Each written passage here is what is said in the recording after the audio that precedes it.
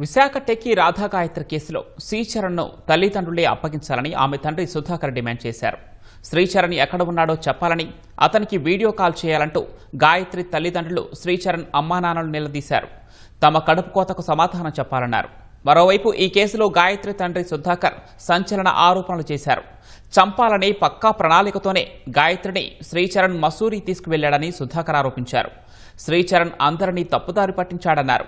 భార్యపై ప్రేమ ఉన్నవాడు ఆమె దశదిన కర్మకు ఎందుకు రాలేదని ప్రశ్నించారు. శ్రీచరణ్ తన మొబైల్ స్విచ్ ఆఫ్ చేసి ప్రస్తుతం విశాఖలోనే తిరుగుతున్నాడని సుధాకర్ అన్నారు. తల్లిదండ్రులే అతన్ని పోలీసులకు అప్పగించాలన్నారు. మసూరి పోలీసులు ఈ కేసు దర్యాప్తును వేగవంతం చేసి నిందితులను కఠినంగా శిక్షించాలని సుధాకర్ డిమాండ్ చేశారు. రాధాగాయత్రి మృతిపై స్పష్టత రావాలంటే పోస్టుమార్టం రిపోర్ట్, సరైన దర్యాప్తు వల్లే సాధ్యమని శ్రీచరణ్ తండ్రి దుర్గాప్రసాద్ అన్నారు. తమ కుమారుడు ఎలాంటి తప్పు చేయలేదన్నారు. పోలీసుల విచారణలో నిజాలు తెలుస్తాయన్నారు.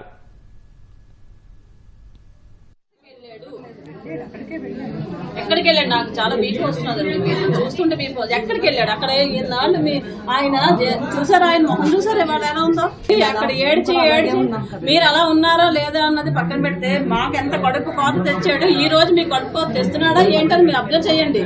ఎక్కడికి వెళ్ళాడు? మిమ్మల్ని నడి బజార్లో వదిలేడు. ఇక్కడ కన్నతండ్రులు కొడుకుని వాళ్ళ నాన్నగారు ఏం స్టేట్మెంట్లు ఇచ్చారు? మీకు మా అబ్బాయిని అక్కడ పంపించామండి, వెళ్ళి మసూరి వెళ్ళి పోలీసులు పిలిచారు, నువ్వు వెళ్ళి కనిపించు అని చెప్తే వాడు వింటాడా?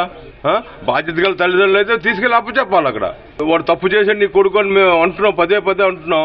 అటువంటి అప్పుడు తల్లిదండ్రులు ఏం చేయాలి? కొడుకుని తీసుకుని అక్కడ అప్పు చెప్పాలి. నాకు బాధ్యత ఉంది కాబట్టి నేను అక్కడ కూర్చున్నాను, నా కూతురు గురించి పోరాడుతున్నాను. అక్కడ వాడు ఇక్కడ వైజాగ్ సిటీలో తిరుగుతున్నాడు, సెల్ల స్విచ్ ఆపేసి. ఎవరైనా పట్టుకున్నారా వాడిని? మాకేమంటారు వాళ్ళు? డెహ్రాడూన్ వాళ్ళు ఇచ్చేయాలి, ఉత్తరాఖండ్ వాళ్ళు మాకు పర్మిషన్ ఇవ్వాలంటారు. వాడేమో ఇక్కడ తిరుగుతున్నాడు. వాడు మా అమ్మాయి తెల్లవారు 6:30కి చనిపోయిందని చెప్పాడు. ఆ కాల్ ముందు వాడు ఎంతో మందికి కాల్ చేసి కన్వర్ట్ చేసుకుని లాయర్ని కూడా పెట్టుకున్నాడు. వాడు అక్కడ మా అమ్మాయిని అయితే మసూరి తీసుకెళ్లవలసిన కారణం ఇది చంపడానికే, ప్రీ ప్లాన్ మర్డర్. వాడికి శిక్ష పడాలంటే వాడికి సమాజం అందరి ముందు ఉరి తీస్తే వాడికి ఇటువంటి మృగాలు మళ్ళీ పుట్టుకురావు. వాళ్ళ నాన్నగారికి తెలుసు, ఎందుకంటే 15వ తారీఖు తెల్లారుజాము జరిగింది ఇన్సిడెంట్. 15 రాత్రికి ఆయన వచ్చారు. 16న పోస్ట్ మార్టం జరిగింది. అంచేత ఆరోపణలు అయితే ఆరోపణలుగానే ఉంటాయి. As a matter of fact forensic report రావాల్సి ఉంది, పోస్ట్ మార్టంతో కలిపి రావాలి. అది వస్తే దేనికది సపరేట్ అవుతుంది. అప్పుడు శ్రీచరణ్ దోషా కాదా అనేది మనం అప్పుడు నిర్ణయించగలం. వాళ్ళు మాట్లాడుతున్నారు అంటే సహజం, ఎవరి కడుపు మంట వారి. మనకు ఆకలిస్తే మనమే భోజనం చేయాలి, పక్కవాడు భోజనం చేస్తే మన కడుపు ఉంటుంది కదా.